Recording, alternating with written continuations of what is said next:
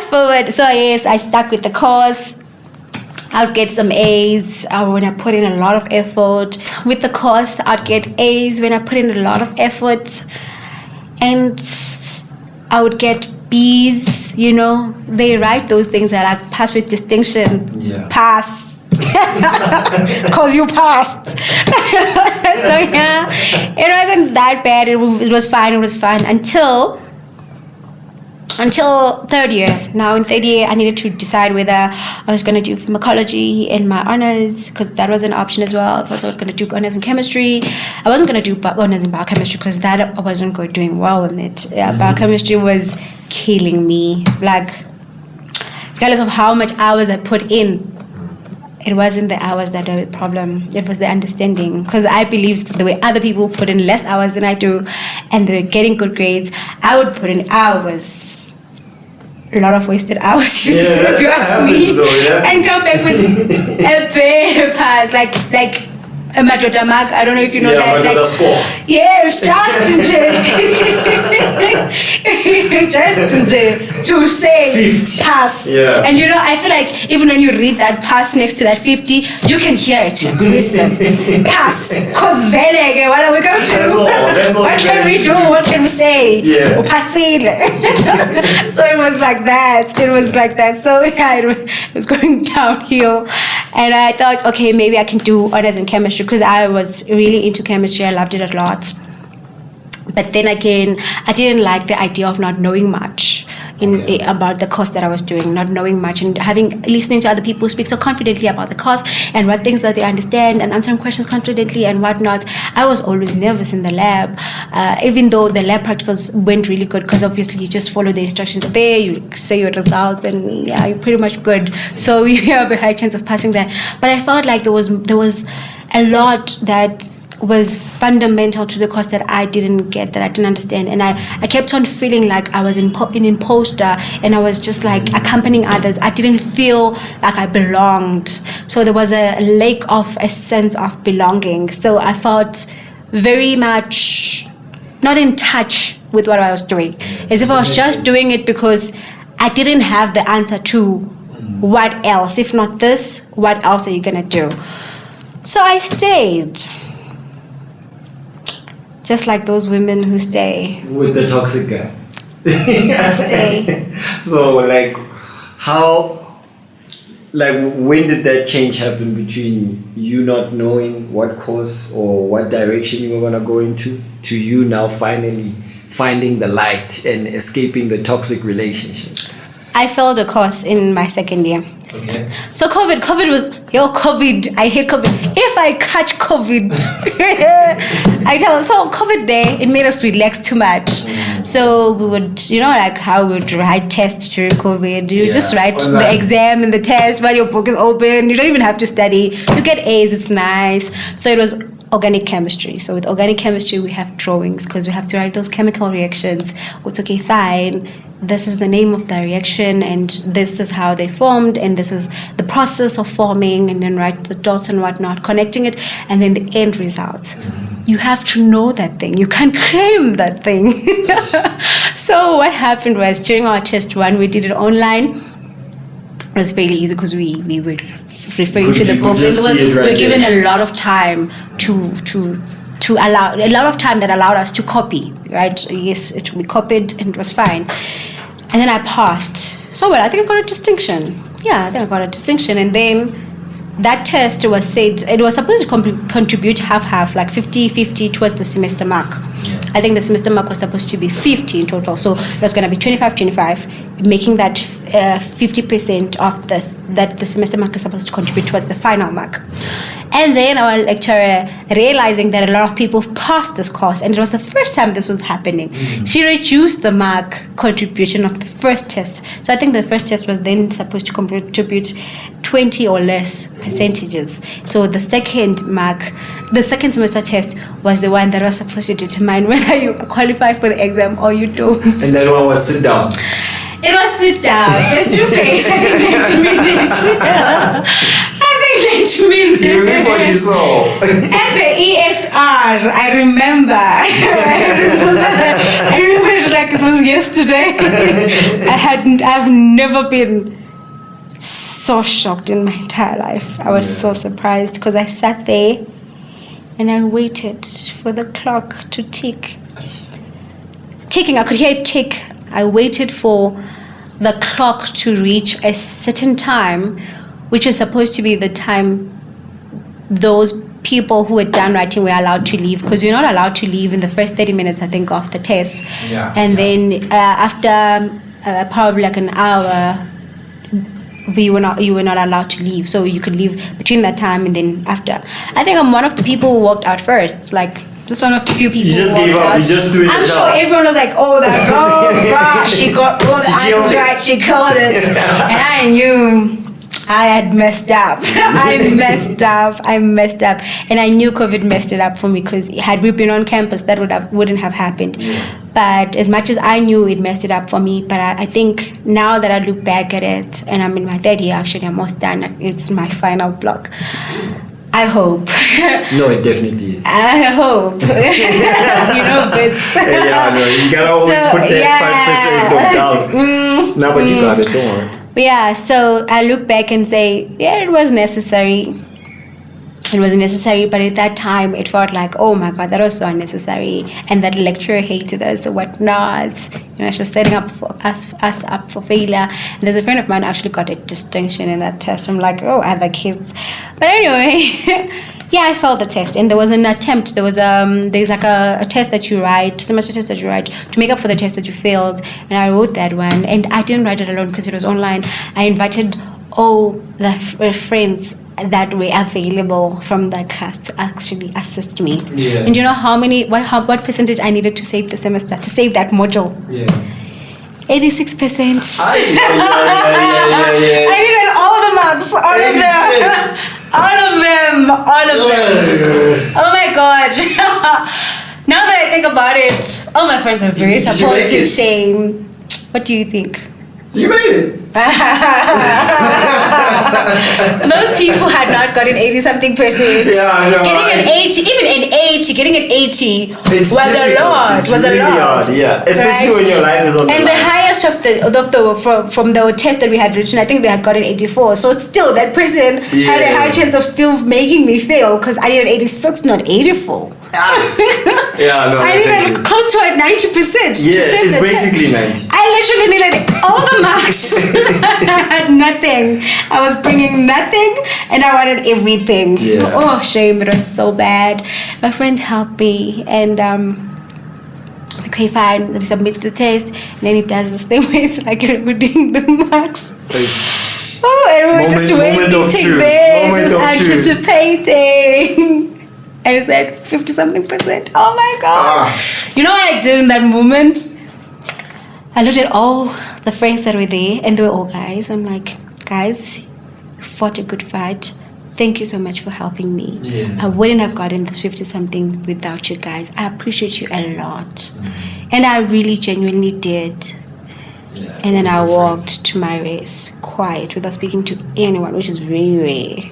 But in that moment, because I was different, the person I was in first aid and the person I am now is different. I walked to my race. I got into my room because it was during COVID times, so we were supposed to stay one in room, even if the room was a two sharing room. So there was 2 beds, but you stayed alone.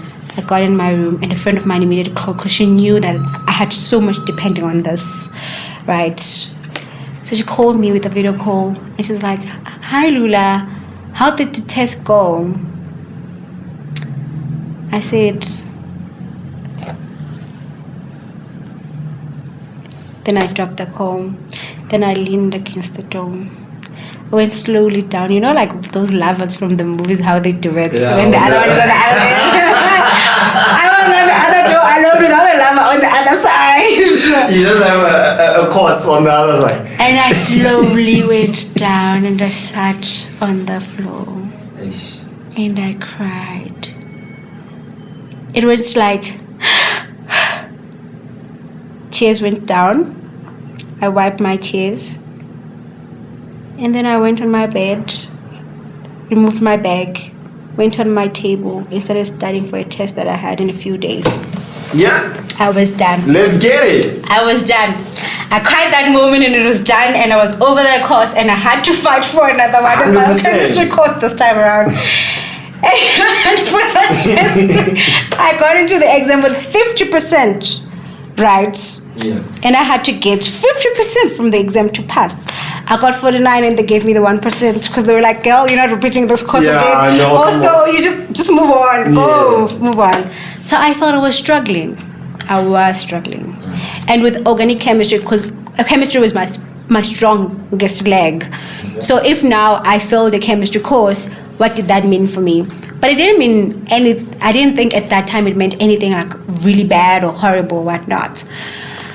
Because I thought I would still do honors in chemistry. And I could, because I was doing so well in physical chemistry, I was doing so well in analytical chemistry, I was doing so well in inorganic chemistry. But this organic chemistry was starting to be a problem, because I think at that time I was like, oh my God, I'm going to report this course. I have to be extra careful. So fine. Upon repeating the course, the following year I was doing third year, so I only had that course.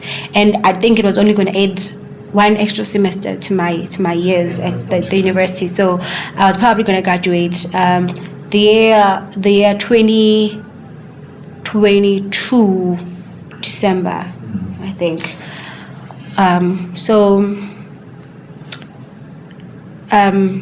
What did I? Okay, yes, the course. So I was writing. Then I was repeating the course. I went to write a semester test. I was well trained, like I had gymmed. I knew I had prepared so well for the test. And I wrote the organic chemistry test. And I wrote another biochemistry test for 30 biochemistry. Then my marks for 30 biochemistry came out. They were, it passed, but it wasn't that good. But it was fine. It was expected. I mean, it was biochemistry after all. And it wasn't my strong leg, so it was fine. And then I wrote chemistry. And then the one for chemistry, the marks came back. I think it was, because it was second semester, right?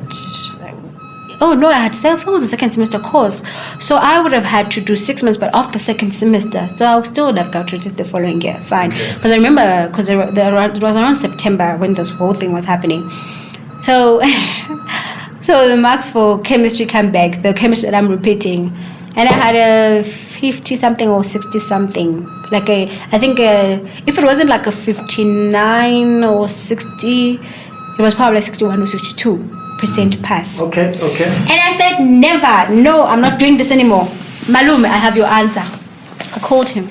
In that moment, I called him. I was like, Malume, I want to be a writer. I know what I want to be.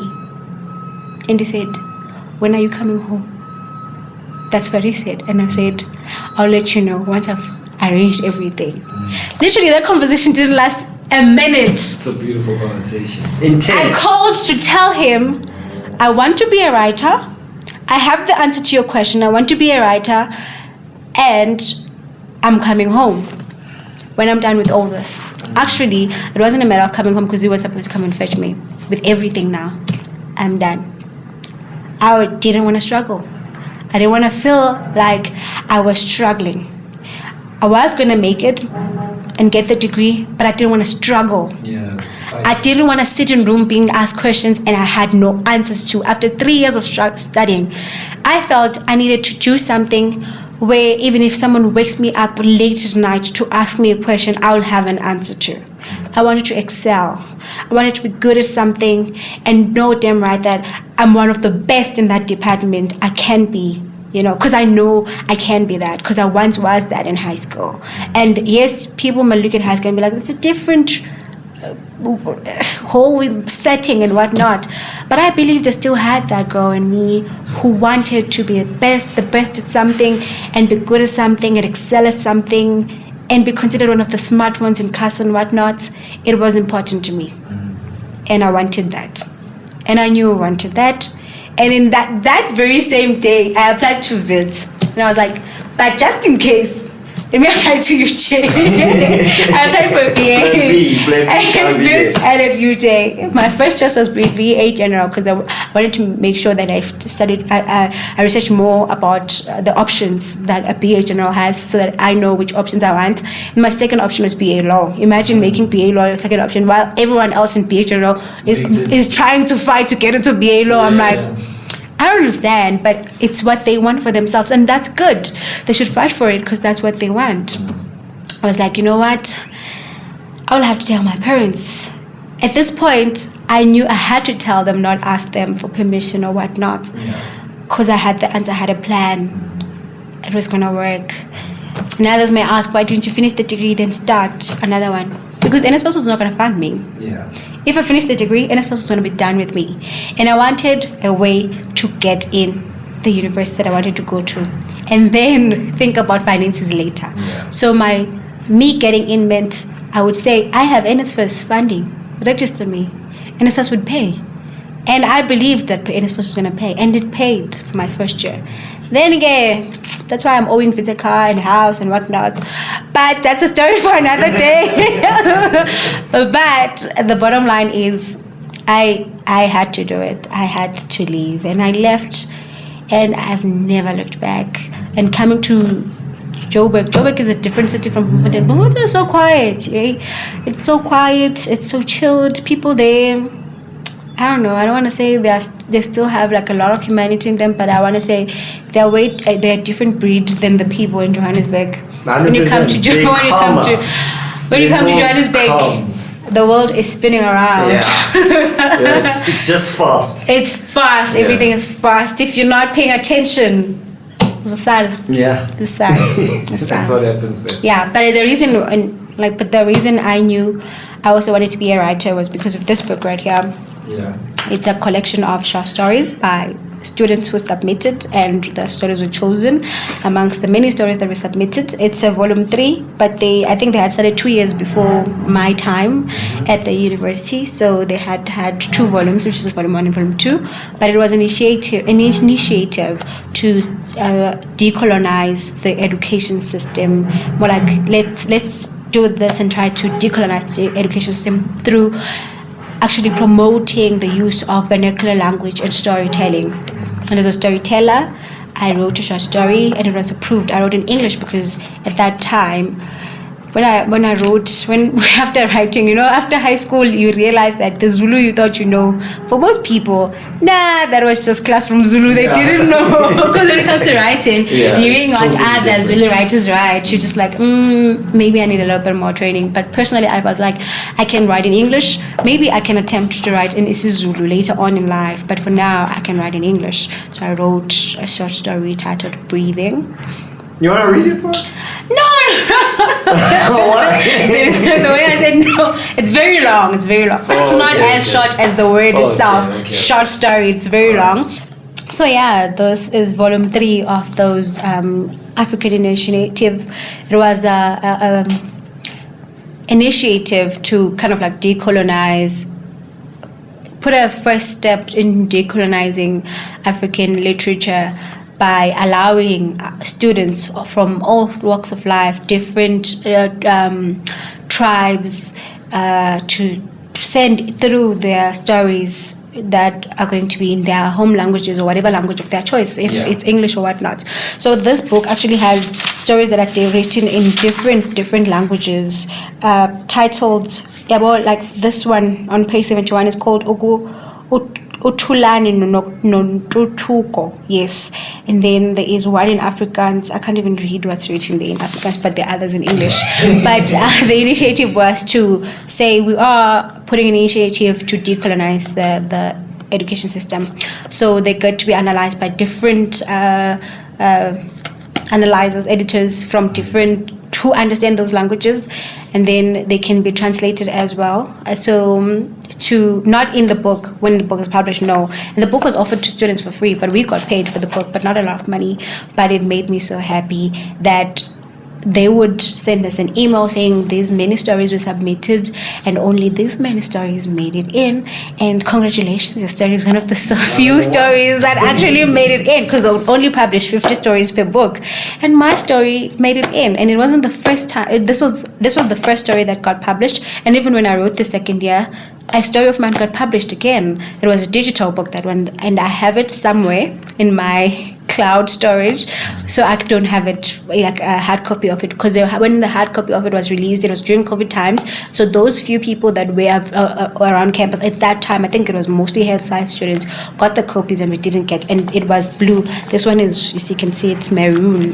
Yeah. So that one had a blue like this, and on the surrounding, as you can see, it's our faces. And my pictures here, I actually chose a horrible picture for this. You can't even see it, even if you were to zoom in, you can't see that it's me, because I chose a picture where I was standing. I was like, I was showing my whole body, but the person was very far, so you can only see it if like it's on the phone and it's very big, right? But I was happy anyway. I was not just happy because of the money, but I was happy because of the initiative itself, because there are so many efforts there are so many things that are put in place to decolonize the education system. I mean, politicians are talking about it a lot, even on campus. Now that the students are like campaigning for the upcoming elections, they are talking about it a lot. They're having debates and sitting and having conversation about decolonizing the African literature, decolonizing Africa, and what it means to actually decolonize Africa and whatnot. So it's quite interesting conversations, and I love that, and I love the fact that I could be part of this. And many other people, other students, young people that were going to study at the University of Free State after us, we're going to analyze our stories as part of a certain module that is offered at this university. So that is something it's bigger than me. It's so amazing. It was nice. So I was like, if those professors, those people who sat in those big offices thought 2 of my stories were good enough for publication, then I'm not a bad writer at all. I'm not, I'm not. So yes, I thought, yes, writing excites me. Listening to people's stories excites me. Watching documentaries, real life documentaries excite me. Sometimes sitting and watching the news shocks and excites me, and I see myself one day sitting on the anchor's chair and being the one to read those news. So I was like, let's take modules that allows us to write, be an anchor, be a presenter, and see where we land off. So found myself in the humanities faculty studying media and film. Film is just a module that I'm pushing as well, but then it allows me to write, learn about analyzing stories, reviewing stories, how I can contribute to the techniques, the things that we need to think about when we write stories, or like, I don't know, write music or poetry, the things, the agendas that we need to be mindful of, the people that are marginalized, the people that are neglected, all those things that are very important in the making of us as human beings. We need to be mindful of those things, and those things excite me. I don't mind doing an assignment and focusing on it for hours. I remember this other time I was writing an assignment, and as part of it, it was an exam for this module that I was taking just recently, decolonizing media studies. So the assignment wanted us to give out media examples of efforts to decolonize South African media, right? And I was looking at how we now have Indians that speak isiZulu. Zizonke. And how at some point we had the Lion Guard speaking isiZulu, and we never got tired of watching Abu Pumba and singing and whatnot, and how now we have SpongeBob speaking Zulu. We have Abu Zimzim. I don't know if Zimzim was in English at some point, but those stories, it's part of the efforts to decolonize our media, and I love that, and I can do that any day, anytime, all day. I could do it for the rest of my life. Now I speak about it like this, that I can actually do it for the rest of my life. But in chemistry, I felt like I was not necessarily trapped, but there wasn't. Yes, you are right. I felt like there wasn't room for me to grow, because I was an enemy of my own progress in a way. I just felt like an imposter. Of course, it doesn't mean the imposter syndrome goes away completely. At times, I still feel like, oh my God, I got that 90. But what if they made a mistake? There is still, but then I now know better. I now know you can deal with certain feelings. You can be better in certain skills. You can, always teach yourself a certain skill and be better at it. Just don't say, this is how I am, this is who I am, this is how I do things. Don't say that. Do better. Learn to do better. Learn to approach things differently. Learn to think about things differently. So yeah, part of why FOTT TV is so important to me, because I believe it's also a platform for people to speak about the things they have learned, they have unlearned, they have relearned. And they're hoping to learn whatnot. That's awesome. Do you have any people that you want to shout out, maybe? I'm a shout out. I love this part. It's one of my favorite parts, Every single time when I hear people saying shout out, and even when I say it on my channel, I always think of people on the radio. Ngithanda ukhonzela umama eKZN. Ngiyamthanda bandla, ngiyamthanda. Ngikhonzele ubaba. Ngiyamthanda. Abantu bonke basekhaya, my relatives, my friends, the ones from Bloemfontein, Joburg, Escorts, the others in Durban, others abroad and whatnot. Ngiyamthanda kakhulu. My followers on Instagram, my subscribers, you guys are so important to me.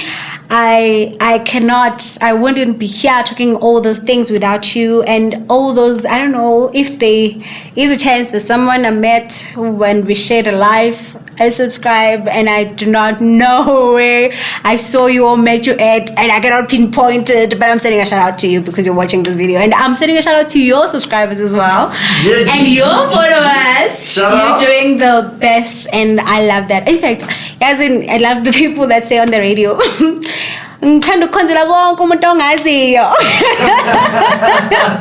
If you know the space, I am greeting you. I'm greeting you. Why am I thinking of Ukhozi FM right now? Oh, shame. I love this part. It makes me so happy. Do you have any last message or anything you want to tell people about, anything that you may have in the pipelines, or just a message in your heart that you want to share with people? I don't have a heart. No, I mean to be advice. I like joking. I like comedy. It makes me feel alive at times. Most of the time, actually. So my last message would be, start with what you have, regardless of how little it is. Try by all means to block the noise, because there's too much noise and too much chaos out there that you might not even be able to hear your own voice, hear your own thoughts, process, and I don't know, do whatever you do or you can do to be able to hear yourself think. And most of the time, people that we say, this person, why do they do this thing? Why is it that like they don't think? It's because they are scared of their own deep thoughts. Allow yourself to be deep. Don't be shallow, just be deep, and allow yourself to feel at that particular time what your body is telling you to feel, and listen to your body when it's telling you go, go. If it's telling you to slow down, slow down. And if you believe in God, pray. If you believe in ancestors, Shaba or whatnot, but at the end of the day, do what you must. Do what you must, but just don't hurt the next person. Try to be good people. Yeah, I guess that's my last words. Try to be good people every day. Try and fight and thrive to be a good person. Not nice, but good. Yeah, good. No, that's awesome, Lulah. Thank you so much for pulling up here, giving us a wonderful poem and some knowledge. I really, really appreciate it. And I hope that FOTT TV continues to grow and that you continue interviewing these wonderful people. Thank you. I like giving people a high five. High five. There we go. Thank you so much. Thank you so much for having me. I enjoyed this. Thank you so much. All right. So.